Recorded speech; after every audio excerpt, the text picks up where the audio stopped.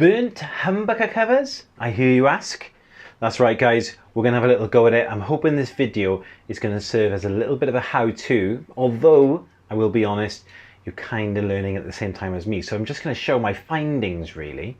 Welcome to the Radioshop workshop guys, I'm Paul Best, and we've had a strange request from a customer. And this is one of the things that makes being a pickup maker so interesting, because I got an email from a chap called Salvatore in California. He's in San Francisco actually, and he's come in for his second set of pickups from us, and he said, I love the Strat set, can you make me a set of Radioshop PAFs, but I want you to do them with Burnt Chrome Humbucker covers. So I'd never heard of this. Okay, now if you're here because you're looking to do this yourself, as I said, I'm hoping you'll actually see what I do and maybe learn a little bit of it, but I'm not claiming to be the authority on this, because this is my first proper go at it. Now, I looked at the pictures and Sal sent me some sort of like reference shots and thought, right, this is what I'm aiming for. I said, I'm not sure, I've never done that before. And I thought, am I going to do this or not? How do I do it, for starters? I did a bit of Googling, as you would do, and I started looking around and I couldn't find a lot of information on the subject of burnt chrome covers. So I thought, I need some sort of Breaking Bad style advice here from somebody who knows what they're doing. So who else better to call upon than Paul Dunn, the other Paul at Radioshop Pickups, who is a qualified chemist, not the chemist who dispenses pharmaceuticals, but the one who experiments with metals and chemicals and all sorts of business. He's an ex-chemistry teacher. So I give Paul a ring and I said, look, we've had this request, can we do this? How do we do it? And he said, well, you need to get some heat. Well, I thought, burnt, I'm there already, Dunny, but how do I do it? And he said, well, first of all, I wouldn't want to do it with chrome. He said chrome is actually designed to be very, very resistant. So he said, you should actually have a go at it with nickel. Okay, so that gave me the choice of either raw nickel to start with, or the more glossy nickel ones that we have, the standard covers that we use. And he said that's less resistant, so that's somewhere to start. And I said, well, what sort of equipment will I be doing this with? And he said, well, blowtorch. Now, I'm not sure about you, but I don't want to go from, not knowing how to use a blowtorch on Wednesday to totally figured out by Thursday. It's not the kind of piece of equipment I really want to start on. So I said, look, is there any sort of luck that I might get if I just did it on the kitchen stove? I said, well, give it a go, see how it goes. Beyond that, we could look at a blowtorch. Maybe we could look at a chef's torch, the type that you do the sort of creme brulee with. So there was a couple of options, and I thought I'd start with the kitchen stove top. So I got back to Sal and I said, look, we'll have a go at it. And he said, look, I'll pay for your humbucker covers. If you've got to go through 10 humbucker covers, then just let me know and just bill me. I said, well, actually, you're in luck. Now, because I'm a pickup maker, we sometimes make mistakes on covers and you get a little scratch and you can't use that cover. Instead of chucking it in the bin, we obviously look to reuse that. So we put it in a little tin, and that is our relic in tin, where we think, well, later on I may want to do something with that cover. So I've got a myriad of covers which have had scratches in them at some point or another. So I was very fortunate, and for you guys, if you're trying this, you perhaps won't be as fortunate because you haven't got as many covers lying around as I have. So I got back to Sal and I said, look, I'm not going to charge you because I've got lots of covers anyway. And he was like, great, let's do it. So Paul Dunn started winding the pickups and I started to go to town on the covers, and my first port of call was trying both raw nickel and gloss nickel on the kitchen stove. Get the tweezers out, for the heat, and just put a bit of heat on it. Now, I found that this wasn't doing much at all to the gloss ones, but it was having quite a nice effect on the raw nickel ones. And you can see there, they're starting to go a kind of burnt, but only gently burnt. And it's I thought it was quite a pleasant effect, really. It's a lot of fun to do all this, I gotta be fair. And if you watch this on social media, you would have seen some of these posts coming up from time to time. Anyway, I thought it looked cool, got in touch with Sal, and I said, look, this is as far as I could go on the kitchen stove method. And he said, oh, that looks amazing. Yeah, but can you go any further? I thought, okay. Well, not on the kitchen stove, we can't, but one little sort of visit to the internet later, and a chef's torch was on its way to me. and some butane gas, of course. So I got that loaded up and I went into the garden just outside the Radioshop, my home workshop here, and started having a go at both the the raw nickel covers and the gloss nickel covers. Now I have to admit, now you can see from the sort of footage that, you know, it's trial and error, and what I'm hoping to sort of share with you is that trial and error, and just sort of impart a little bit of what I've learned from this process. First thing that happens is it goes brown, then almost immediately after that is the turn into purple bit, but it's like completely randomized. You know, like I just stay in one spot now, you can see the purple beginning to come. Now that is actually quite cool. Wait. Alright, let's move on. I think the more you do it, the better you'll get at it, but the covers cost about £5 to £7 each. I'm lucky because these are literally covers that were probably fit for the bin. Oh, look at that, that's nice.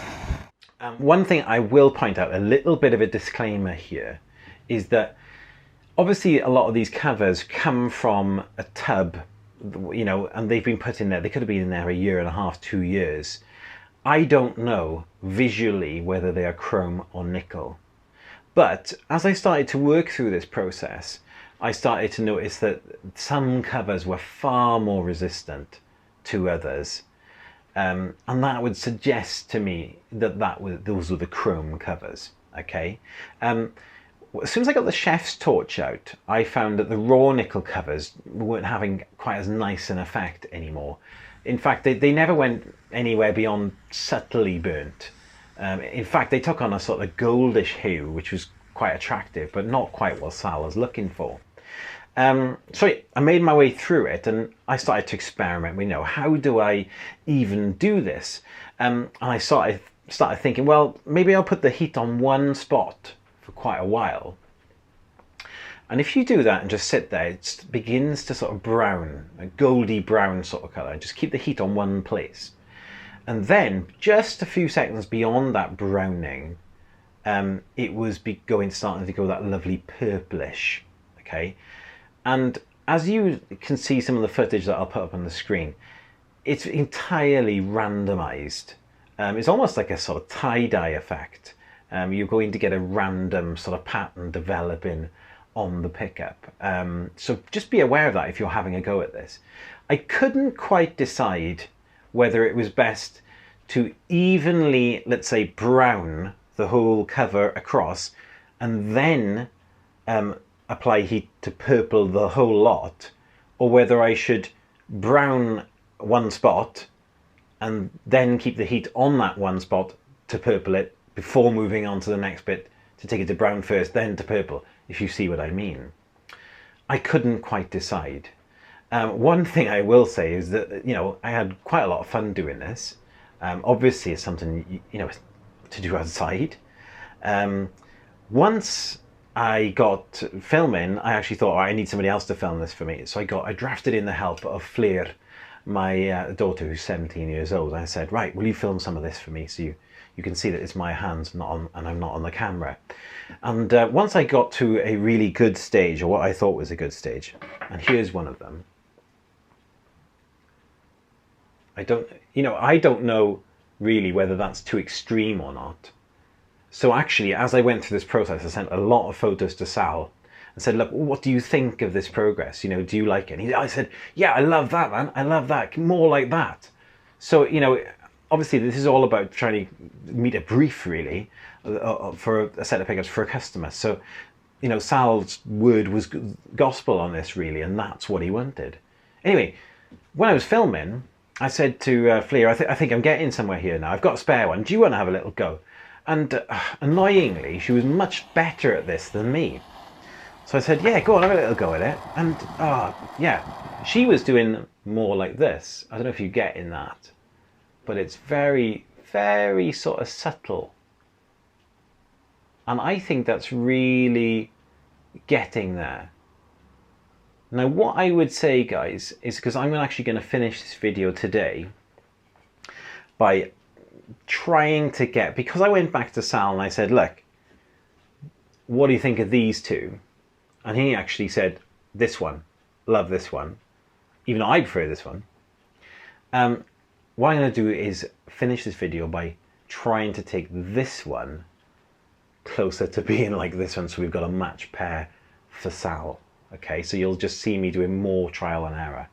I hope you've enjoyed the video, guys. What I would say I've learned from this is, and I've learned some of this from Danny, first of all, is like chrome covers apparently are a lot more resistant, so I would stick with nickel. You'll get a different effect, a more subtle effect, I think, a more of a goldy effect if you use raw nickel. Gloss nickel would be the way to go, in my opinion. What I would say is, if you're doing this for a project that you've got, and what I would do is buy a number of covers. I mean, if you can, I know they're quite expensive, but buy 4, 5, maybe even 6 covers. If you really, really want to get this right, I think it's going to take a lot of trial and error. Okay, and you're going to want to have covers that you're going to be able to start again with. Okay. The other one I would say is make sure they're completely clean. I noticed if there was any residue whatsoever from fingerprints or thumbprints or anything like that, that was starting to get burnt in. Even actually when I cleaned them, there was still some traces of this. So if it's possible, you know, a lot of covers come with a sort of plastic cover which you can just remove. Put it straight on the wall or wherever it is you're going to be doing this, and just work on it. Try not to get any residue on there whatsoever. And then from there, I would say just have fun with this, guys. Let me know your comments if you had a go at it, whether you like the look, how did you get on with this if you tried it. But yeah, I'm going to have a go, and I'm going to, well, just finish the video, and you can see the effects of this as I'm doing my trial and error. But yeah, if you know more about this subject, guys, and you feel that you've got it absolutely down in terms of technique and where to put the heat, pop the comments below, because I'd love to hear from them, because you never know, I might end up doing this again. Hope you've enjoyed, guys. Lots more content coming soon. We've been very, very busy, so we haven't had a chance to do much. We're going to try and do a little bit more, because I've actually bought a front-facing camera, which is going to speed up things so we can do more videos. But yeah, thanks for watching. If you liked it, hit subscribe. If you didn't, well, don't. See you again.